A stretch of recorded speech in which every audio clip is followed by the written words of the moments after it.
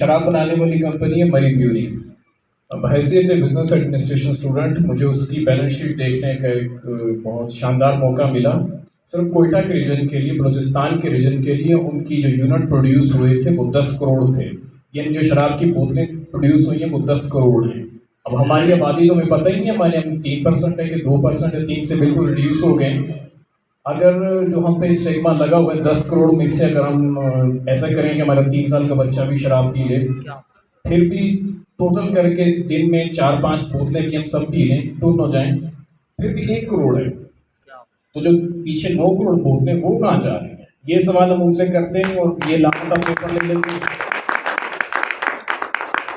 और anti narcotics force की ये चीज़ें देखें कि वो कंपनी पर वो उसको भी छोड़ें, गवर्नमेंट की ये पॉलिसी देखें, टैक्स लेती है उससे। मरी ब्यूरी कंपनी जो पिंडरी में है, उस कंपनी को बंद नहीं करती, लेकिन शराब की लानत सबको बताती, शराब लानत है, पीना ये गुनाह है। कंपनी बंद नहीं हो रही और उसके ऊपर तनकीद चल रही है और स्टिग्मा हम बने हुए, लानत हम पे पड़ रही है जी, शराबी तो ईसाई हैं सारे।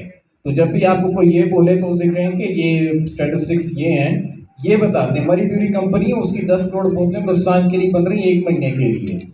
1 महीने में इतनी प्रोडक्शन वो करते हैं, 1 करोड़ बोतलें हम पी लें तो 9 करोड़ बोतलें कहाँ जा रही, वो सबको पता है कौन पी रहे हैं। लेकिन परमिट हम अपने ऊपर लागत खुद लेते हैं ना कि हमारे नाम पे परमिट बने, हम आगे सप्लाई करें।